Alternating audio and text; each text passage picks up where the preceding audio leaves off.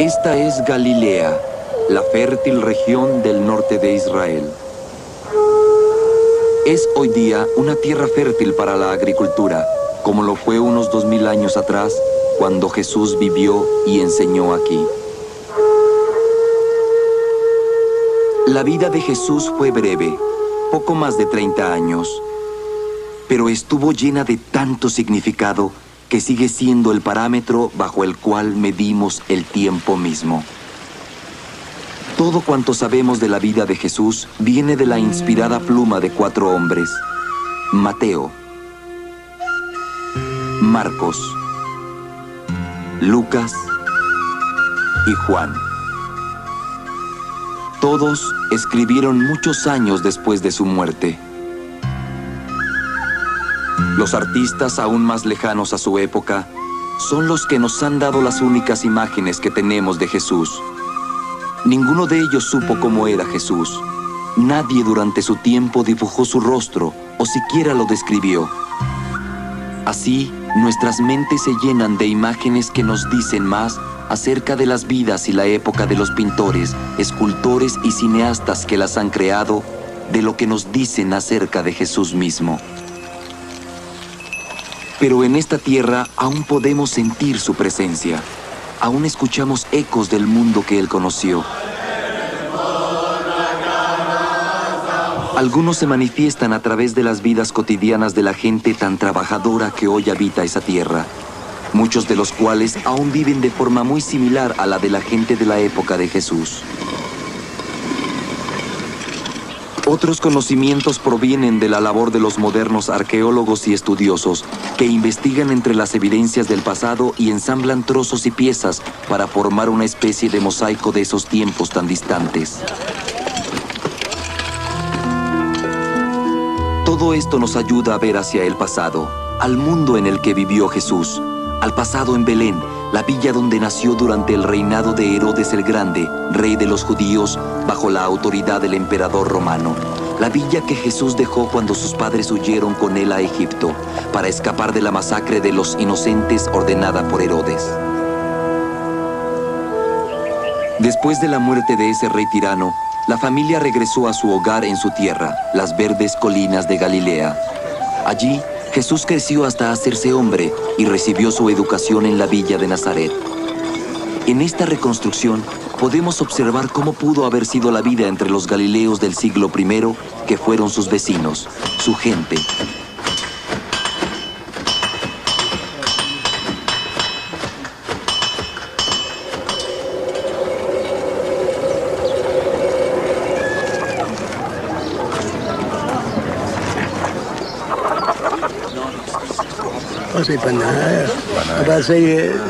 En estos tiempos, un vasto abismo cultural dividía al pueblo judío de sus gobernantes romanos. Aunque el rey Herodes era judío, se identificaba más con la gran cultura helénica del Imperio Romano. Sus programas de construcción, inspirados por la arquitectura griega y la romana, habían transformado las ciudades del país.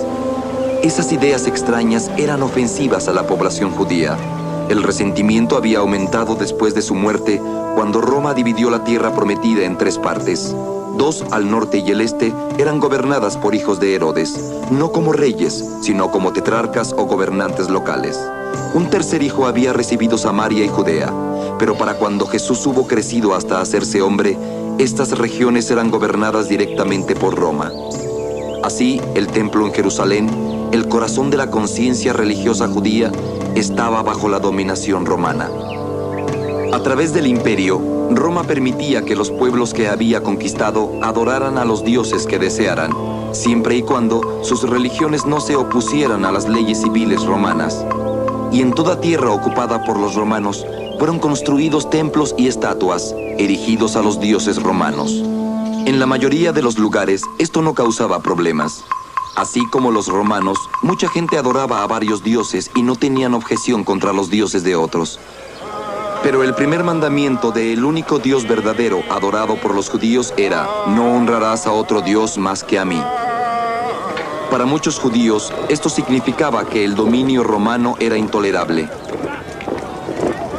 Había brotes de rebelión en todas partes. Las represalias romanas eran sangrientas y crueles. Miles de rebeldes judíos fueron crucificados durante los años de crecimiento de Jesús. Y miles más tomaron su lugar preparados para morir antes que renegar del Dios de sus padres. De este furioso torbellino surgían dirigentes apasionados, ofreciendo nuevas esperanzas al pueblo judío.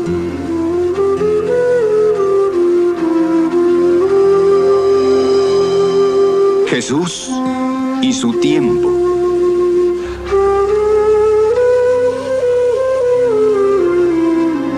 Entre la gente.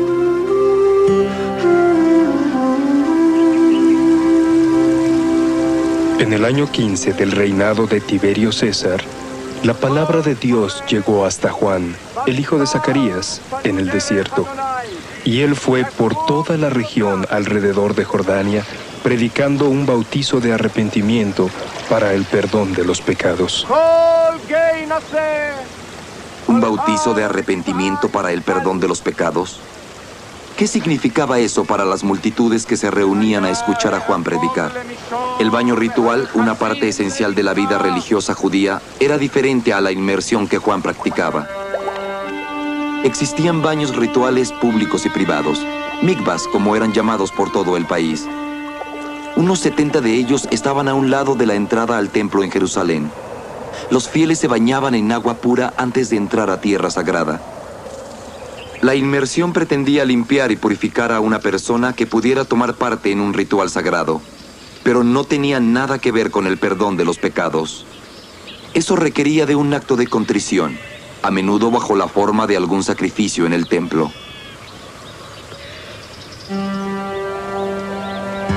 Aquí en Masada, en las ruinas de esta poderosa fortaleza de la cima, podemos ver un mikvah que fue construido bajo especificaciones religiosas exactas. Imagínese el agua fresca corriendo para llenar las pozas. Los bañistas lavaban sus manos y pies en la poza menos profunda antes de sumergirse completos en la más profunda. Algunos piadosos judíos hacían eso a diario. Pero Juan predicaba una inmersión en las aguas del Jordán como una purificación espiritual de por vida. Y hablaba con un fervor y una urgencia que recordaba a los profetas de la antigüedad.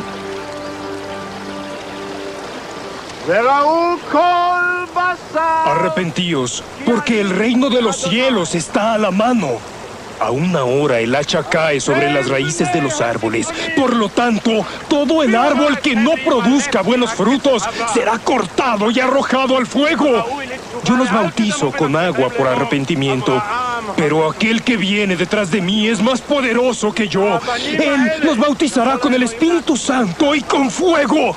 Con su tridente segador en la mano, él limpiará su siembra y guardará su trigo en el granero, pero los rastrojos los quemará con un fuego inextinguible. Las palabras de Juan parecían ser la descripción del Mesías. Y si alguna vez el tan ansiado Mesías se había necesitado, era ahora. Durante casi un siglo, la tierra prometida había estado bajo dominación romana. Soldados extranjeros patrullaban el país y una fortaleza militar, la Antonia, dominaba Jerusalén. Poncio Pilato, el gobernador romano de Judea y Samaria en funciones, despreciaba a sus súbditos judíos y era aún más brutal de lo que habían sido sus predecesores. Los judíos que fueron capturados resistiendo la mano de hierro romana fueron crucificados. No parecía haber poder humano que devolviera la tierra al pueblo. Muchos judíos se aferraban firmemente a la esperanza del Mesías, aquel enviado por Dios para la salvación del pueblo judío. Pero ¿quién o qué sería este Mesías? Cada persona que tuviera fe y creyera en él tenía su versión particular, ya fuera en el silencio de su corazón o abiertamente proclamada. Había quienes pensaban que el mismo Juan podría ser el Mesías. Algunos soñaban con un rey guerrero, un nuevo rey David que expulsaría a sus odiados opresores de una vez por todas. Otros visualizaban a un sacerdote santo que restableciera la fe de Moisés en toda su pureza. Y otros esperaban que Dios mismo simplemente barriera el mundo tal como estaba y creara uno nuevo.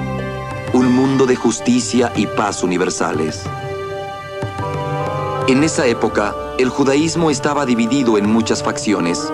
Varias estaban dedicadas a sus propias fervientes expectaciones de un Mesías. Variaban desde bandas de rebeldes por la libertad hasta comunidades enteras que se retiraban del mundo para orar en la soledad. Juan mismo pudo haber venido de una de esas aisladas sectas, los Essenos. Los eruditos saben mucho sobre este grupo, ya que en 1947 un joven pastor árabe descubrió una cueva que veía hacia el Mar Muerto. Allí encontró muchas jarras antiguas de barro. Sellados dentro de ellas se encontraban restos de pergaminos, preservados en el seco clima durante unos 2000 años.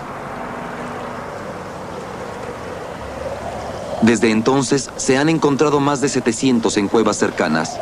Son los llamados pergaminos del Mar Muerto.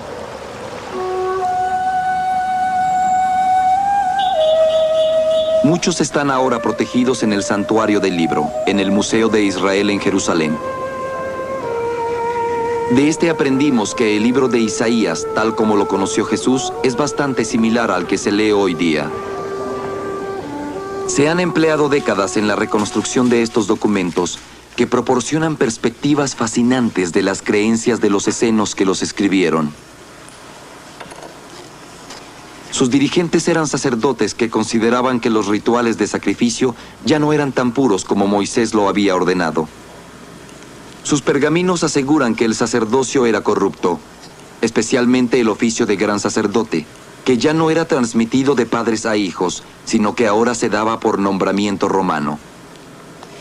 Los essenos escribieron que la gente estaba perdida, mal dirigida, condenada por su aceptación de la corrupción.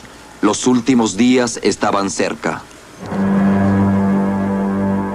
En este pergamino escribieron una escalofriante profecía sobre una gran batalla apocalíptica que sería peleada en el cielo y por todo el mundo. Dos poderosas potencias chocarían, los hijos de la luz y los hijos de la oscuridad. Y cuando la batalla terminara y los hijos de la oscuridad hubieran sido destruidos como deberían serlo, el reino de los cielos finalmente quedaría establecido en toda la tierra.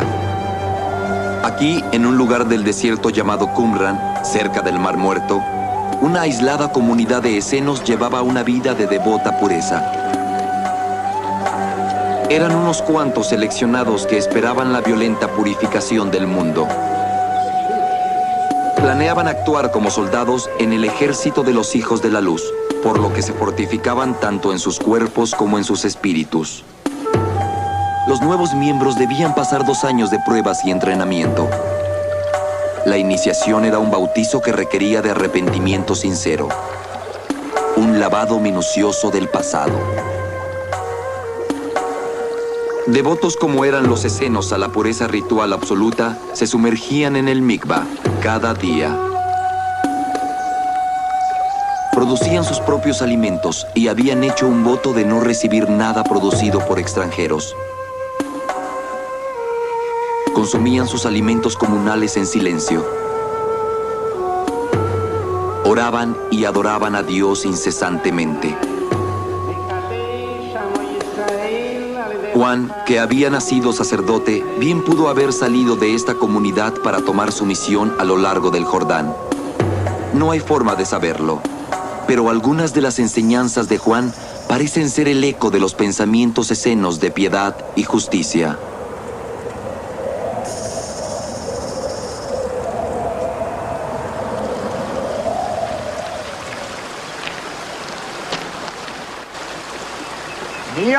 Y las multitudes preguntaban, ¿qué debemos hacer entonces? Y él respondía, aquel que posea 2 abrigos, que comparta con aquel que no tiene ninguno, y aquel que tiene alimento, que haga lo mismo.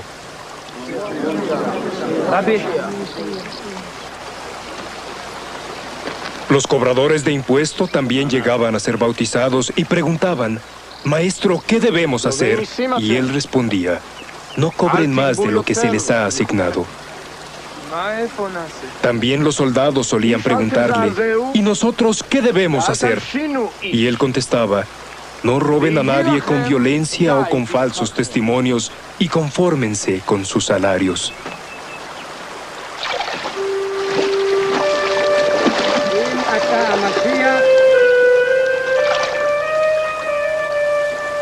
Pero nada de lo que sabemos de las prácticas escenas se compara con la forma en que Juan conmovía a la gente y bautizaba a cualquiera que viniera a él. Y ciertamente nada se compara a su predicción de aquel que vendría después de él.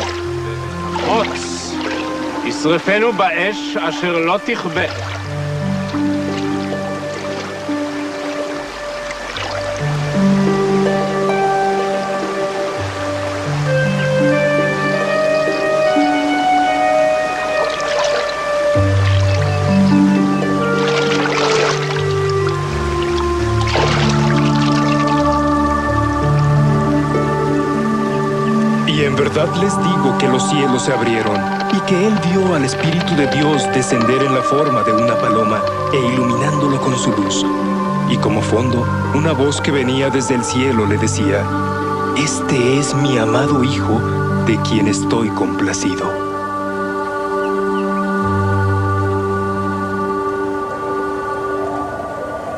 Este es el desierto de Judea, donde Jesús permaneció 40 días después de su bautismo. Es una tierra árida, casi sin agua, en donde la temperatura con frecuencia excede los 45 grados. Jesús no fue el primero en probar su fuerza espiritual en tan brutales regiones. Juan lo había hecho, lo mismo que los antiguos profetas. ¿Qué mejor lugar para liberarse de las cuestiones mundanas? Para confrontar el mal y dejar atrás a las tentaciones de Satán.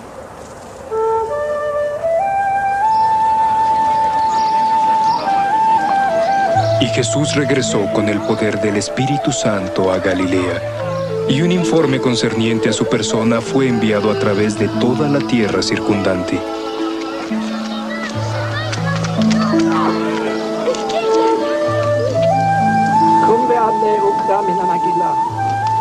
Y él predicó en sus sinagogas, siendo glorificado por todos. Jesús comenzó a predicar, no como Juan, no como una voz clamando en el desierto sobre la ira por venir. En las sinagogas, Jesús leía pasajes de las Escrituras, la ley de Moisés y los libros de los profetas. Entonces, durante una celebración venerada largo tiempo, Jesús comentó sobre los pasajes que había leído, interpretándolos como lo hacían los escribas y los fariseos. Fariseos. Qué áspera suena esa palabra a nuestros oídos. Recordamos que más adelante Jesús llamó hipócritas a algunos de ellos. Pero, ¿quiénes eran ellos en realidad? Los fariseos eran una especie de fraternidad de hombres piadosos y dedicados. Eran con seguridad el grupo religioso más popular e influyente de la época. Habían ganado su papel de dirigentes por medio de una clara devoción hacia Dios y su ley, y por el hecho de que trabajaban entre la gente, enseñándoles que la ley de Dios les pertenecía a ellos tanto como a los sacerdotes del templo. Cualquier hombre, no importando su origen, podía convertirse en fariseo. Dependía solamente de su aprendizaje y sabiduría. Los fariseos visualizaban a Israel como una nación santa y trataban de que sus vidas transcurrieran con la misma dedicada pureza con que la ley lo exigía de los sacerdotes en el templo. Esto requería de una nueva y más profunda comprensión de la Torá, el primero de los 5 libros del Antiguo Testamento. Al igual que estos eruditos modernos, ellos estudiaban la ley y discutían su significado. Pero estos hombres también estudian libros que fueron escritos mucho tiempo después de que los fariseos predicaran. Los fariseos manejaban un código complejo, no escrito, conocido como la ley oral. Los libros que estos hombres estudian hoy día, el Mishnah y el Talmud, tienen profundas raíces en los esfuerzos de los fariseos por aplicar las ancestrales leyes de la Torá a las cambiantes realidades de la vida cotidiana. Habían transcurrido más de 1000 años desde que Moisés entregara las tablas de la ley a los antiguos israelitas, un grupo de nómadas del desierto. Desde entonces se habían asentado en la tierra prometida y habían establecido un reino. Los pueblos habían crecido, se habían construido ciudades, el comercio había florecido. Las leyes debían ser interpretadas una y otra vez mientras las nuevas formas de vida las iban poniendo a prueba. Estas interpretaciones se convirtieron en las bases de la ley oral. Fue el desastre el que le dio a la ley oral su importancia vital. 6 siglos antes, los babilonios, bajo el rey Nabucodonosor, conquistaron Jerusalén y destruyeron el templo. Fue el inicio de la dispersión de los judíos, conocido como la diáspora. Miles fueron deportados. Otros huyeron de su país para establecer asentamientos a través de todo el mundo conocido. Continuó durante siglos. Vinieron nuevos conquistadores, nuevas generaciones de judíos fueron enviadas al exilio. Construyeron comunidades en Egipto, Grecia, Italia, Asia Menor y más lejos aún. Para la época de Jesús, una mayor cantidad de judíos vivía fuera de Palestina que en ella. Habían comenzado como extranjeros en tierras extranjeras, donde eran adorados dioses paganos de nombres extranjeros.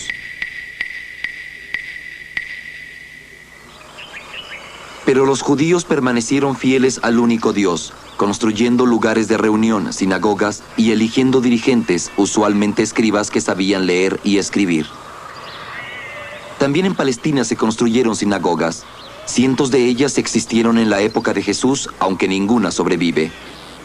Estas ruinas son las de una sinagoga construida en Israel, unos 2 siglos después de su muerte. La sinagoga era el centro de la vida judía, una casa de oración, un lugar para el estudio de la Torá y una escuela en la que los niños aprendían las escrituras. En las tardes de los viernes, al ponerse el sol, cuando comienza el Sabbat y los sábados hasta que vuelve a ponerse el sol, la comunidad se congregaba para escuchar lecturas de la Torá, los profetas y los salmos. Así les era recordada su historia y la ley en la cual estaba asentada.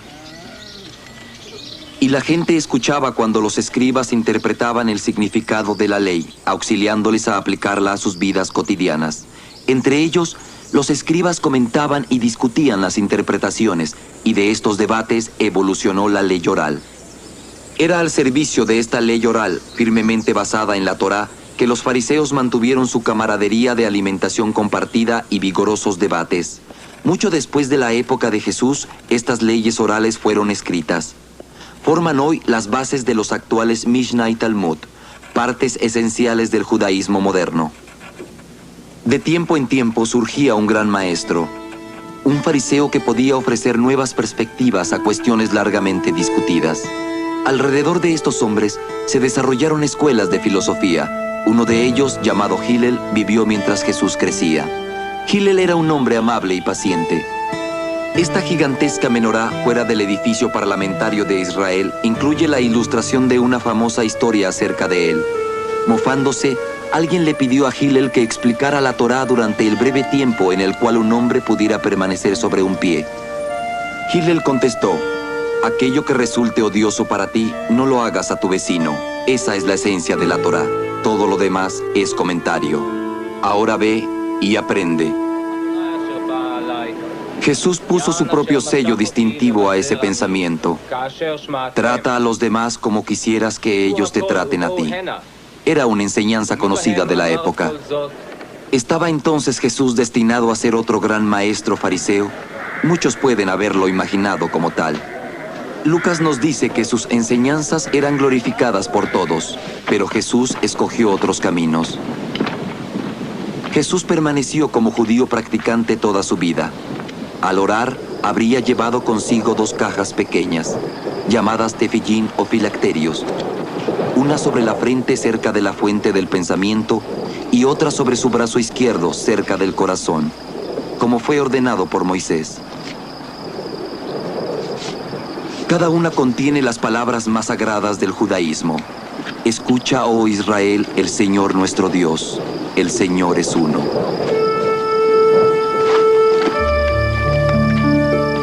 Pero Jesús no se quedaba a predicar en las sinagogas. Se puso en el camino de un ministerio peregrinante distinto a cualquier otro del que se tenga referencia en esos tiempos. Y pasando por la costa del mar de Galilea, vio a Simón y a Andrés, el hermano de Simón, lanzando sus redes al mar, ya que eran pescadores. Y Jesús les dijo: síganme, y yo haré de ustedes pescadores de hombres.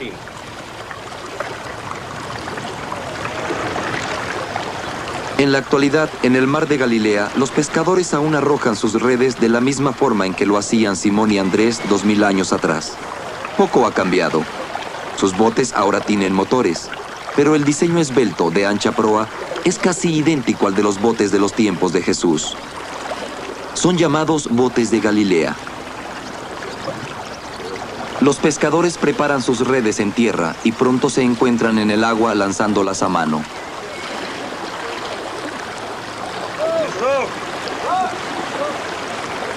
Trabajan larga y duramente antes de que puedan regresar a la playa con su pesca.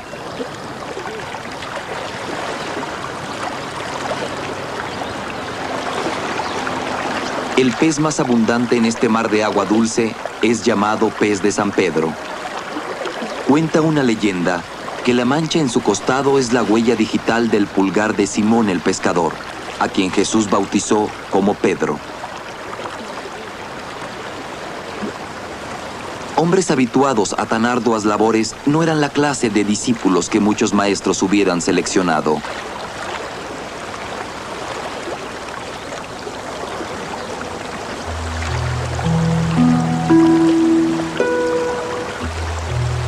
Y cuando llevaron sus botes a tierra, lo abandonaron todo y lo siguieron. ¿Qué otro maestro salió y sencillamente escogió a sus alumnos de entre gente común y trabajadora? No los fariseos. Sus discípulos los buscaban y estudiaban diligentemente para convertirse ellos mismos en maestros. Otra elección de Jesús fue un cobrador de impuestos. Esta era una tarea que provocaba odio. Aquellos que cobraban los impuestos para Roma trabajaban bajo una cuota. Cada uno debía cobrar una cierta cantidad de su distrito. Cualquier excedente que pudiera obtener constituía la paga por su labor.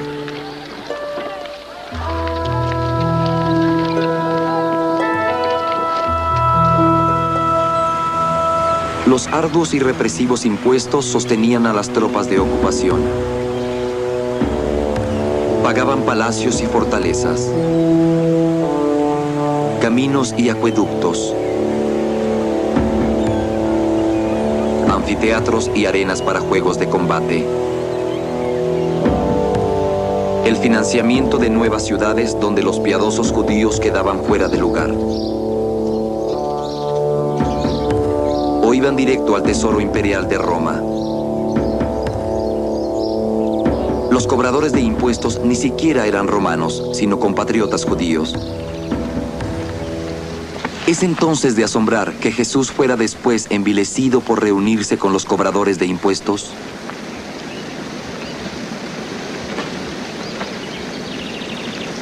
Los 12 hombres de los cuales se rodeó Jesús eran un grupo de hombres extraños de mala catadura. Incluso había uno de ellos, de nombre Simón, que era llamado el fanático. El calificativo de fanático era con frecuencia aplicado a las muchas pequeñas bandas de guerrilleros, curiosamente religiosos, que peleaban contra la ocupación romana. Estaban preparados para pelear, para morir si fuera necesario en aras de la pureza religiosa. Actualmente pudiéramos llamarlos luchadores por la libertad. Desde el punto de vista romano, eran bandidos y asesinos que no merecían nada más que la crucifixión. Sin importar cuál haya sido su pasado, los 12 escogidos por Jesús abandonaron todo para seguirlo, incluso Judas, quien después lo traicionaría. Jesús estaba constantemente en movimiento, predicando ante tantos como le fuera posible. Comenzando por Cafarnaum, viajó de pueblo en pueblo por Galilea, predicando lecciones directas, sencillas y llenas de esperanza. Gradualmente se fue dirigiendo hacia el sur a través de Samaria, rumbo a Jerusalén en Judea. Sus enseñanzas fueron a menudo narradas en forma de parábolas, como la historia del buen samaritano. Es un relato conocido que ha sido narrado una y otra vez y su lección básica continúa siendo clara. Pero son pocos los que hoy día comprenden el profundo significado que tuvo para la gente de su época. Un hombre había sido robado, golpeado y dejado por muerto. Pasaron por ahí un sacerdote y un levita, sirviente del templo. La gente que escuchaba a Jesús sabía, sin que se le dijera, que si el hombre hubiera estado muerto y el sacerdote o el levita lo hubieran tocado, habrían tenido que someterse a una extensa purificación durante una semana, antes de retornar a sus labores. Un samaritano, libre de esas exigencias, ayudó al hombre y lo tomó a su cuidado. El punto que Jesús marcó era claro como el cristal. Seguir la ley al pie de la letra, en lugar de su significado, puede inhibir actos simples y humanitarios de caridad. Había aún otra ironía. La idea de un buen samaritano habría sido difícil de aceptar. Aun cuando los judíos y los samaritanos eran vecinos, eran enemigos de largo tiempo atrás. Tenían amargos desacuerdos respecto a la forma de obedecer la ley de Moisés. Actualmente, el gran sacerdote de los samaritanos solamente es guía de unas 600 almas, que son las que quedan de un pueblo alguna vez floreciente. Ellos practican su religión como lo hicieron los samaritanos en los tiempos de Jesús, reverenciando al único Dios y obedeciendo la ley de Moisés. Esta Torá, escrita en hebreo antiguo, tiene unos 1300 años de antigüedad. Pero los samaritanos jamás han aceptado las palabras de los profetas o alguna de las enseñanzas tales como las de la ley oral. Mantienen un manifiesto desprecio por el movimiento intelectual y espiritual que le dio al judaísmo las tendencias y forma antes y después de la época de Jesús. El alto sacerdote de los samaritanos es el último de una larga línea ininterrumpida que data de hace 2500 años. Como lo hacen los judíos, los samaritanos leen la Torá cada Sabbat. También comparten varias festividades con los judíos, incluyendo la Pascua. Sus niños aprenden las historias de Abraham, Isaac, Jacob y Moisés, así como las oraciones que son asombrosamente similares a las del judaísmo. Pero los samaritanos despreciaban la reverencia de los judíos por el templo de Jerusalén. Su lugar más sagrado es el monte Gerizim, donde su comunidad habita en la actualidad. Aquí dicen, fue donde Moisés recibió las tablas de la ley, y Abraham preparó a su hijo Isaac para el sacrificio. Construir un templo era para ellos una abominación. Aún practicaban sacrificios a cielo abierto. En los tiempos de Jesús, un judío en Samaria se arriesgaba a ser atacado lo mismo que un samaritano en Judea. Pero Jesús viajaba y predicaba en ambos lugares.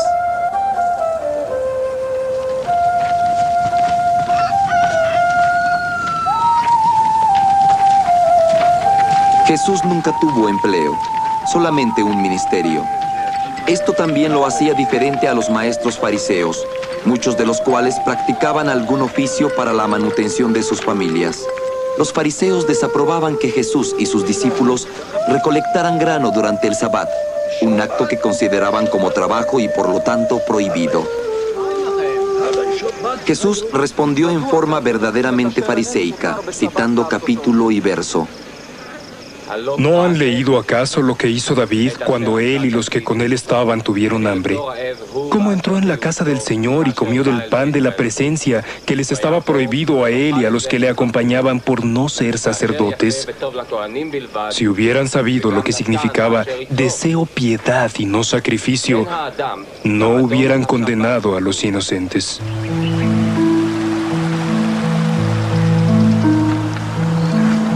Jesús se dirigía a los pobres, los humildes, comerciantes y trabajadores del campo, como a la gente que él conoció cuando crecía, y les hablaba en términos que les resultaban familiares. Un sembrador salió a esparcir su semilla, y mientras lo hacía, alguna caía a un lado del camino y era aplastada bajo sus pies, y los pájaros del cielo la devoraban. Y alguna caía sobre la roca y al ir creciendo se marchitaba por la falta de humedad. Y aún otra caía entre los espinos, y los espinos crecían junto a ella y la sofocaban. Pero otra cayó en tierra fértil y creció y se multiplicó 100 veces.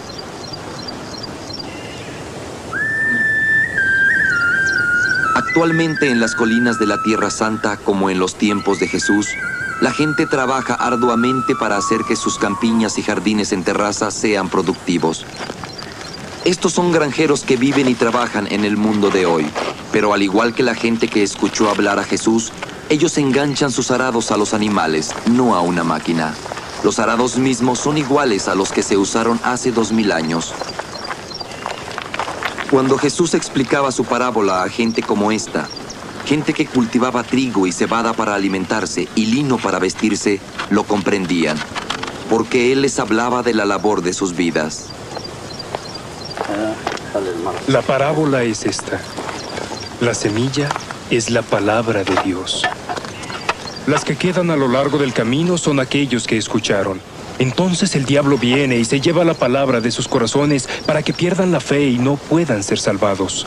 Las que cayeron sobre la roca son aquellos que cuando escucharon la palabra la recibieron con gozo, pero al no tener raíces mantienen su fe un tiempo, pero la pierden cuando la tentación se les presenta. Y las que cayeron entre las espinas son aquellos que escuchan, pero al seguir su camino se dejan asfixiar por el cuidado de las riquezas y los placeres de la vida, y su fruto jamás madura. Y en cuanto a aquellas que cayeron en la tierra fértil, representan a aquellos que al escuchar la palabra la guardan celosamente en sus corazones honestos y buenos y producen buenos frutos con paciencia. Lección tras lección, todas quedaban enmarcadas en la sencillez de expresión, ya que Jesús les ofrecía nuevas esperanzas a los pobres, a los oprimidos. Venid a mí todos los que trabajan y están sobrecargados, porque yo les daré descanso. Coloquen mi yugo sobre sus hombros y aprendan de mí, pues soy amable y humilde de corazón, y encontrarán el descanso para sus almas. El reino de Dios es como cuando un hombre esparce la semilla sobre la tierra y va a dormir por las noches y se levanta por las mañanas y las semillas comienzan a germinar y a crecer sin que él sepa cómo. La tierra produce por sí sola. Primero el tallo, después la espiga y luego el grano que madura en la espiga. Pero cuando el grano está maduro, de inmediato usa la hoz, pues el tiempo de cosechar ha llegado. Yo les digo, levanten sus ojos y vean lo blanco de los campos listos para la cosecha. Aquel que cosecha recibirá beneficios y obtendrá el fruto de la vida eterna, para que el sembrador y el que cosecha se regocijen juntos. Dejad que los niños se acerquen a mí y no los detengan, pues a ellos pertenece el reino de Dios.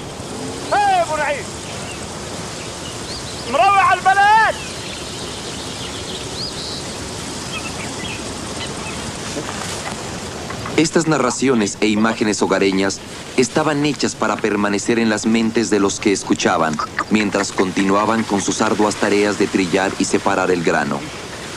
Así era como se guiaba a los animales que tiraban de una tabla con púas. Un niño proporcionaba el peso adecuado para trillar los haces. La gente escuchaba estas lecciones, lecciones que reflejaban sus propias labores cotidianas, y escuchaban también cuando las palabras de Jesús llegaban directo a sus más profundas aflicciones, temores, sueños y esperanzas.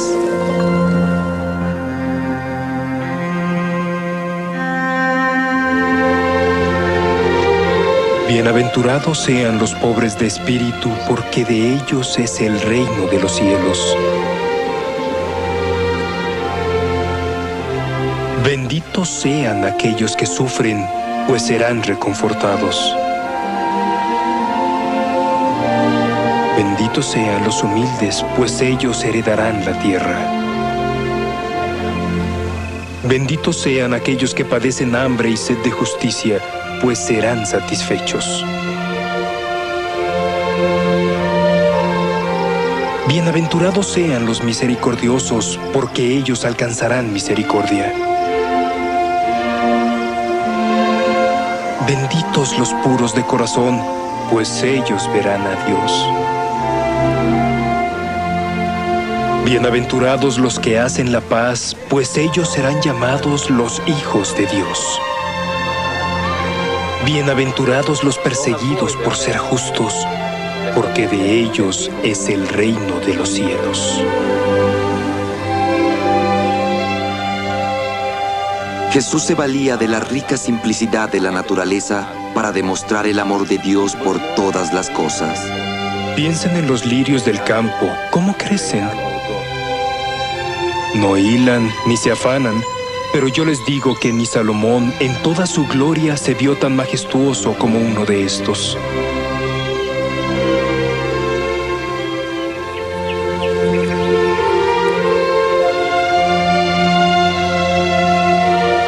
Ama a tus enemigos y ora por quienes te persiguen, para que puedan ser hijos de su Padre que está en los cielos.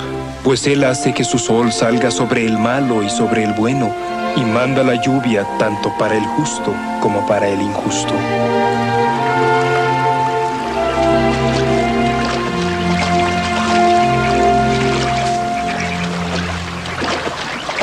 Aquel que beba del agua que le ofrecere, nunca más tendrá sed. El agua que le dare se convertirá dentro de él en un manantial brotando hacia la vida eterna. ¿Cómo es el reino de Dios? Es como una semilla de mostaza que un hombre toma y echa en su huerto, y crece y llega a ser un gran árbol en cuyas ramas hacen sus nidos las aves del cielo. Porque en verdad les digo que si tienen la fe de un grano de mostaza, le dirán a esta montaña: muévete hacia aquel lugar, y se moverá. Y nada será imposible para ustedes. ¿Quién de ustedes, teniendo 100 ovejas, si se pierde una, no deja las 99 en el desierto y va a buscar la que está perdida hasta encontrarla?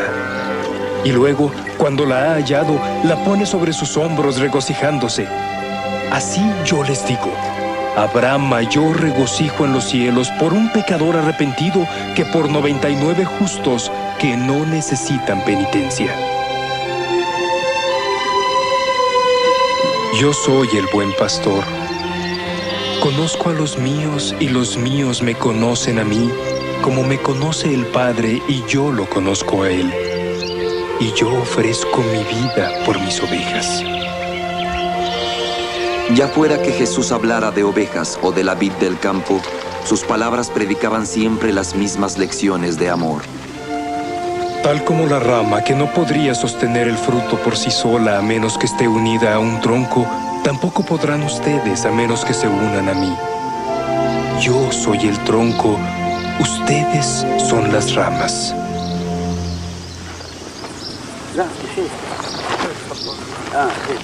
Muchos de los que escuchaban a Jesús tenían parras creciendo en sus huertos, extendiéndose sobre terrenos rocosos en donde ninguna otra cosecha se daría. Muchos otros trabajaban los viñedos de ricos terratenientes. Cosechaban el fruto maduro a mediados del verano. Parte de la cosecha se remojaba en agua caliente, añadiéndole un puñado de ceniza de madera.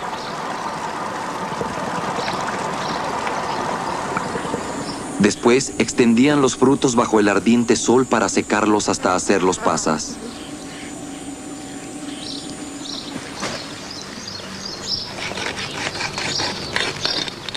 Pero la mayoría de la cosecha se usaba para hacer vino.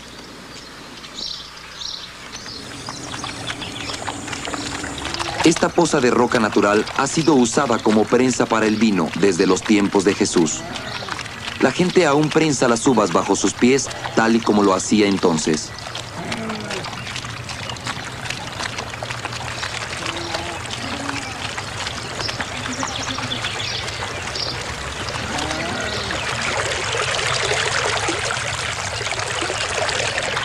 El jugo corre por esta grieta hasta una depresión poco profunda.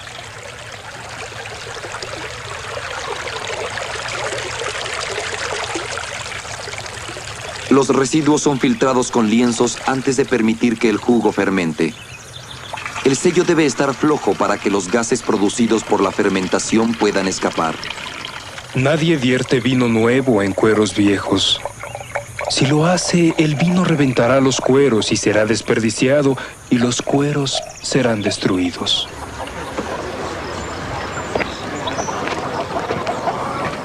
El vino era parte integral de la vida de todos. Mezclado con bastante agua, era la bebida usual con todos los alimentos, para los adultos y los niños por igual.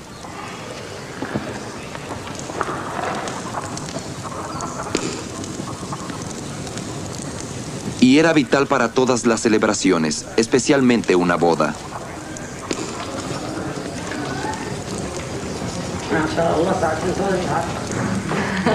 Hoy día, estos judíos yemenitas en el Israel moderno observan la unión de dos personas a la usanza antigua, con celebraciones y ceremonias que pueden durar una semana completa.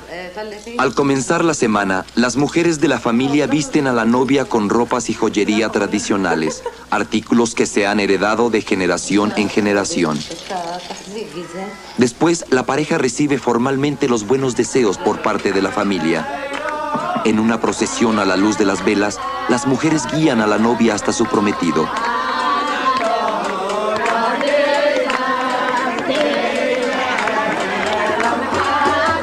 La pareja dirige el baile acompañada por familiares y vecinos.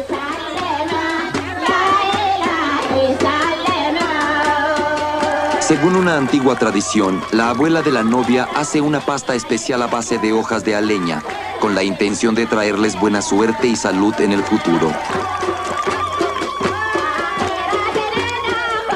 Uno tras otro, quienes les desean suerte remojan sus dedos en esa mezcla, para después untar un poco sobre las palmas de las manos de la pareja.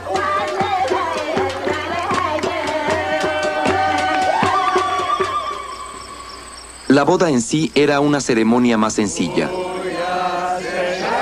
La novia era escoltada por sus parientes mujeres hasta su prometido. Uniéndose a él bajo un dosel tradicional, ella daba la vuelta 7 veces a su alrededor y la ceremonia quedaba concluida. No había intercambio de votos ni anillos.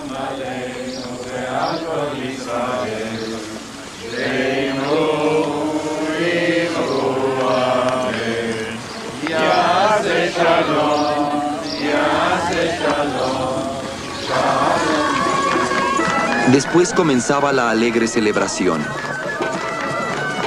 Podía durar toda la noche, abastecida con abundantes platillos, generosamente rociados de vino. Fue en una ceremonia nupcial de igual gala que se celebró en la aldea de Caná, en donde Jesús realizó su primer milagro. Cuando el vino se hubo terminado, Jesús le ordenó al sirviente de la fiesta que llenara algunas jarras con agua. Luego, milagrosamente convirtió esta en vino. Jesús realizó otro milagro cuando él y sus discípulos cruzaban el mar de Galilea.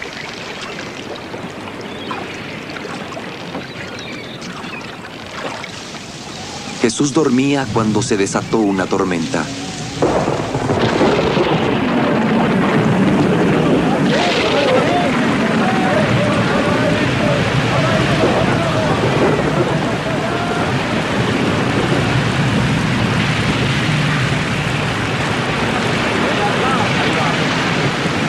Despertado por sus discípulos, le ordenó al mar: en paz, quédate quieto.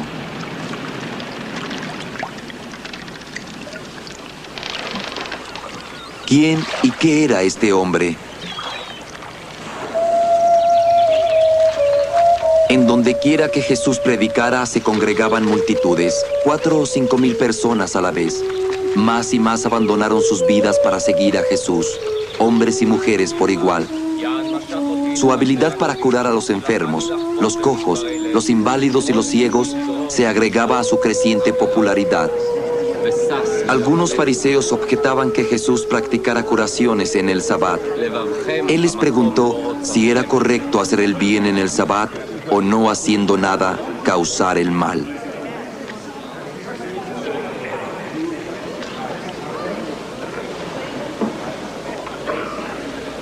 Isha, hijalzi mi joliej.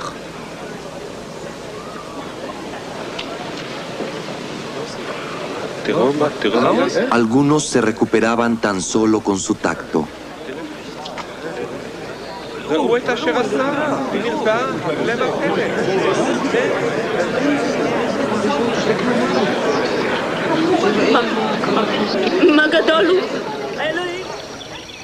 Los leprosos llegaban a él para ser curados. En aquellos días se consideraba lepra cualquier afección severa de la piel. Una vez más, aquí Jesús demostró su respeto por la antigua ley, tal como lo prescribe el Levítico 13 y 14. Ve, preséntate ante el sacerdote y ofrece el presente que Moisés ordenó como prueba para la gente.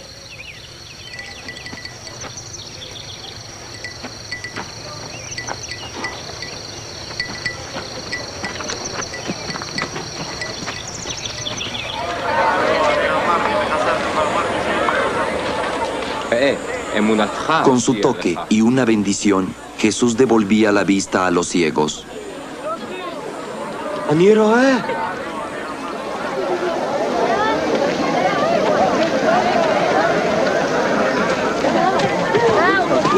También practicó curaciones, expulsando demonios o espíritus malignos que comúnmente se pensaba eran la causa de muchas enfermedades mentales y físicas.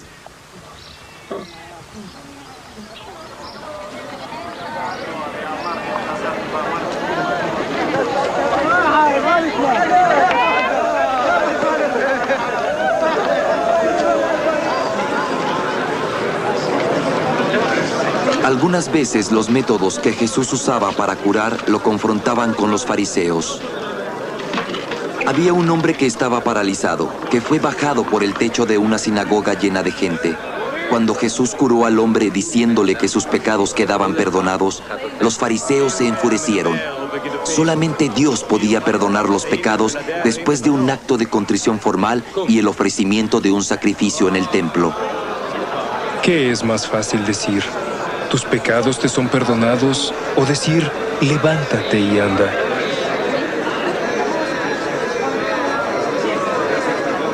Pero para que sepan que el Hijo del Hombre tiene autoridad en este mundo para perdonar los pecados, yo te digo, levántate, toma tu cama y ve a casa.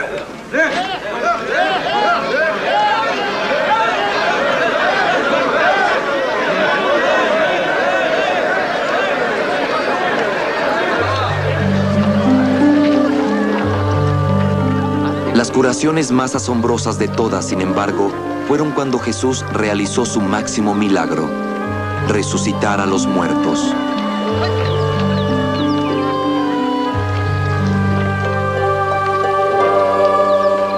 Hizo volver a la vida al hijo muerto de una viuda de la aldea de Naín.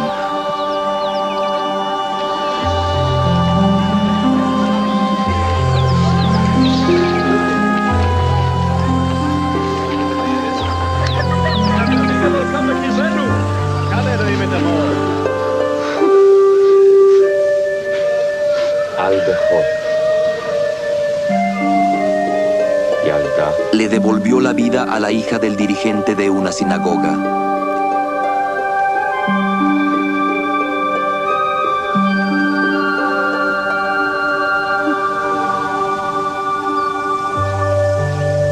Y en Betania levantó a Lázaro, un amigo que había muerto 4 días antes.